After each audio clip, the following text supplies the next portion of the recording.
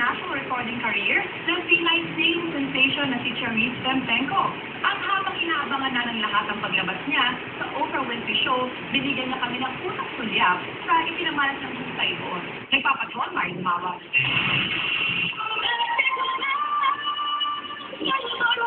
Ang hindi pa rin ang tinaguri ang Charisse Mania. Marami ng website at internet channels tungkol sa kanya.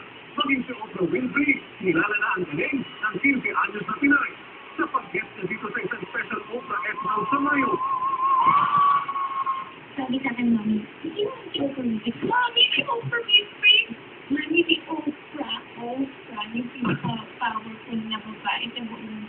Hindi rin malimutan ni Charisse ang VIP treatment sa kanya ni Oprah na binigyan siya ng shopping money. Nagulat ako sinuot niya dito sa akin. Sa bulsa ko, 2 bulsa ko. Binigyan niya ng pera. Hindi ko tinitingnan ko. At sariling hairstylist. Siya po yung nag-bubukit kay Mariah Carey, Bon Jovi, Bill Clinton. Bigla niya sinabi niya, I'm Charisse Tempenko. Tanging si Charisse at Asyano sa pinag-uusapang episode. World's smartest kids po. So, 10 kids po kami dyan. Sila po nag-jump, yung Patrick, 2 years old na, baby. Tapos po yung iba, sayaw din. So, ako na po yung film.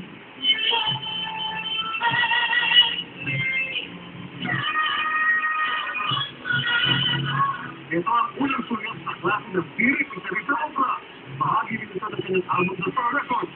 Wala pang problema si Charisse sa mahalagang desisyon gagawin niya sa kanyang international career matapos ma-air ang special Oprah episode.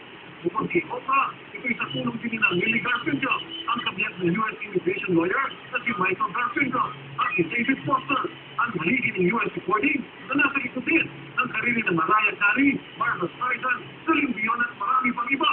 Pero may tinitiyak ni Charisse. Gusto ko po ako mag-international star. Siguro po, hindi ko po minsan iiwan talaga. Siyempre, babalik pa rin po ako dito. Ang home base ko nga po ABS-CBN. Malayo na ang narating ng bata mula ng manalo siyang finalist sa itong Big Star. Pero hindi niya nalilimutan ang isang mahalagang aral. Hindi mo po masyadong ganun sa kasikat. Nakapuntong pa rin sa lupa, no? Opo, siyempre naman po. Kasi kailangan ko eh. Sabi ko sana nila, Paul the Close na Pilipino na po. Mario Dumawar, Patrol ng Pilipino.